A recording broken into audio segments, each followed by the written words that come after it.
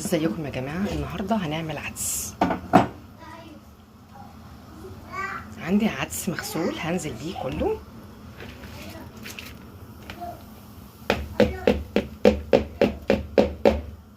جربوا طريقه العدس دي، صدقوني هتفرق معاكم جدا وجميل قوي.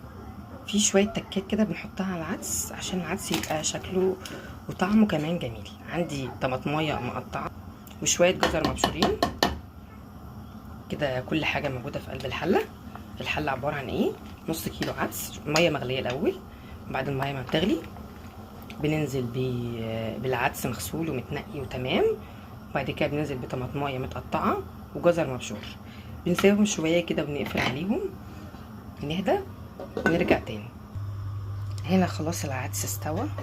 بص العدسية مفيش اثر العدسية خالص. هو بس طبعا بقى الجزر والطماطم ما هما استووا بس لسه برضو ما اتهرسوش. نعمل ايه بقى؟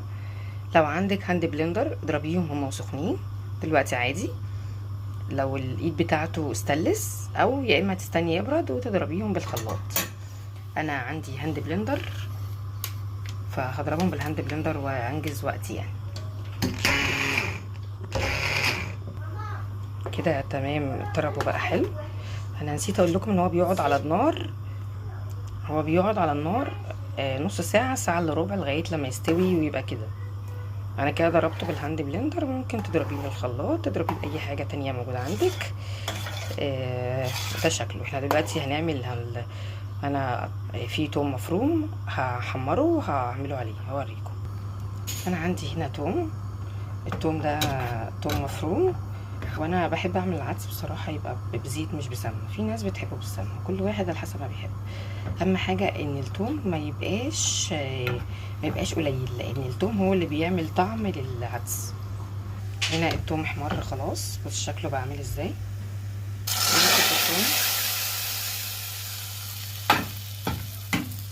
نديله تقليبه كده خلاص.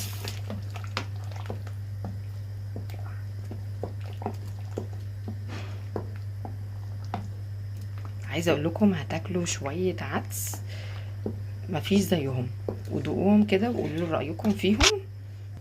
هنحط نص معلقه ملح وربع معلقه فلفل وبس كده.